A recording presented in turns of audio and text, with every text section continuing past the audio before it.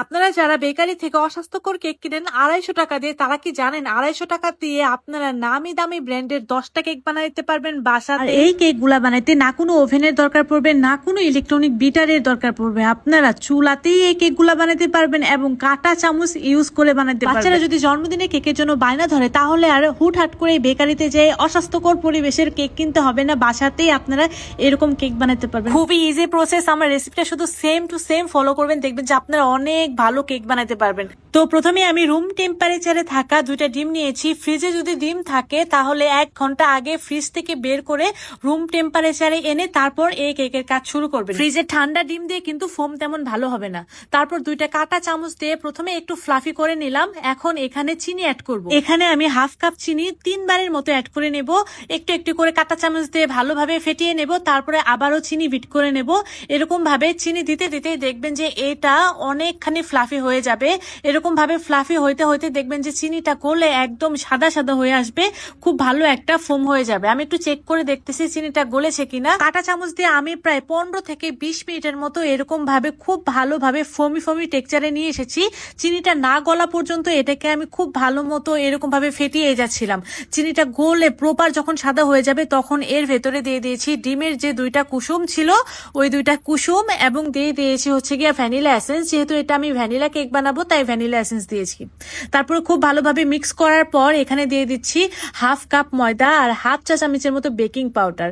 আর half cup ময়দা half চা চামচের বেকিং পাউডার এখানে আমি 2 বারে চেলে তারপর অ্যাড করতেছি। আর এটাকে খুবই আলতো ভাবে মেশাতে হবে। ভিডিও বড় হয়ে যাচ্ছে, তার জন্য আমি ফাস্ট ফরওয়ার্ড দেখাচ্ছি। খুবই আলতো করে আদর করে মেশাতে হবে যেন ডিমের ফোমটা না ভাঙে। 6 ইঞ্চি একটা মোল্ড নিয়ে শুধু মোল্ডের নিচে তেলটা ব্রাশ করব, সাইডে কিন্তু তেল ব্রাশ করা যাবে না। আর স্পঞ্জ কেকে কিন্তু কোনো প্রকার তেল ইউজ করা হয় না, যেহেতু এটা আমি স্পঞ্জ কেক বানাচ্ছি। এটা কিন্তু এমনিতেই ফ্লাফি হবে, কোনো প্রকার তেল ইউজ করা যাবে না। অনেকেই আমাকে কোশ্চেন করেন যে আপু তেল ইউজ কেন করলেন না। কেক যেহেতু বার্থডে কেক সুগার সিরাপ দিয়ে করতে হয়, তার জন্য এখানে কোনো প্রকার তেল ইউজ না করলেও চলে। আর এখন এটাকে আমি একটা হাঁড়িতে বেক করতে দিয়ে দিয়েছি। দেখতেই পাচ্ছেন হাঁড়িটাকে আমি 2টা ঢাকনা দিয়ে ঢেকে দিয়েছিলাম যেন উপরে খুব সুন্দর একটা কালার আসে। দেখতেই পাচ্ছেন 20 মিনিট পর একদম খুব সুন্দর একটা কালার চলে এসেছে মাশাআল্লাহ। উপরে সিলভারের ঢাকনা দেওয়ার কারণে কিন্তু এই সুন্দর একটা কালার এসেছে। আর আমার চুলার আঁচ ছিল মিডিয়াম আছে। এখন আসি মূল কথায়, 250 টাকা দিয়ে আপনারা কিভাবে 10টা কেক বানাবেন। এই যে দেখতে পাচ্ছেন হুইপ ক্রিম, এই হুইপ ক্রিমটা আমি মাত্র 250 টাকা দিয়ে কিনেছি। আর সব থেকে টেস্টি হুইপ ক্রিম হইতেছে গিয়ে এটা। আর এই হুইপ ক্রিম দিয়ে আপনারা 10টার মতো কেক ডেকোরেশন করতে পারবেন লিটারেলি। আর এটা ডিপ ফ্রিজে 1 বছরের মতো সংরক্ষণ করা যায়। আমার মতো যদি হালকা ডেকোরেশন করেন তাহলে এই ক্রিম দিয়ে আপনারা 10টা কেক ডেকোরেশন করতে পারবেন একদম সিম্পল ভাবে। যাই হোক, দেখতে পাচ্ছেন এখানে আমি হাফ কাপের বেশি নিয়ে নিয়েছি একটু হুইপ ক্রিম। আর এটাকেও আমি খুব ভালোভাবে কাঁটা চামচ দিয়ে প্রায় 15 থেকে 20 মিনিটের মতো এভাবে নাড়িয়ে নিয়েছি। নাড়তে নাড়তেই দেখবেন যে এটা একদম ফোমি ফোমি একদম ফ্লাফি ফ্লাফি হয়ে যাবে আর ক্রিমে রূপান্তর হবে। ভাই এইটা তৈরি করতে না কোনো প্রকার ইলেকট্রনিক বিটার লাগে না, বিশ্বাস করে। আমি কেক বানাই আজকে প্রায় 5 বছর থেকে, আমি কেকের ক্লাসও নিয়েছি।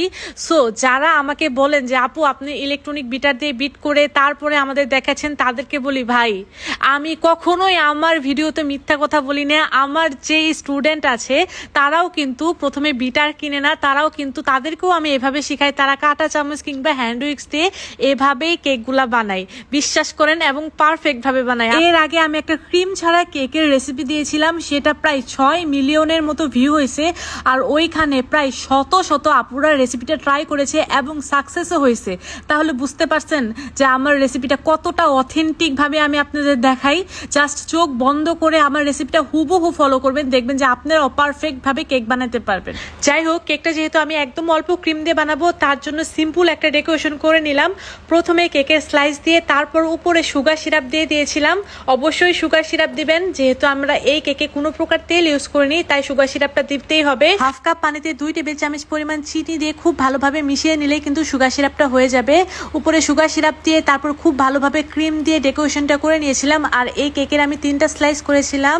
3য় নাম্বার স্লাইসটাকে আমি একটু গ্রিন ফুড কালার দিয়ে ব্লেন্ড করে নিয়ে কেকের চারপাশ দিয়ে দিয়েছিলাম। তাতেই কিন্তু আমাদের এই সিম্পল ডেকোরেশনটা রেডি হয়ে গিয়েছে। দেখতেই পাচ্ছেন খুবই ইজি ভাবে বানানো যায়। রেসিপি ভালো লাগলে রেসিপিটা আপনাদের টাইম লাইনে শেয়ার দিয়ে রেখে দিবেন যেন পরবর্তীতে দেখে দেখে বানাতে পারেন। তাহলে এ পর্যন্তই, দেখা হবে নেক্সট এপিসোডে। সে পর্যন্ত সবাই ভালো থাকবেন। আল্লাহ হাফেজ।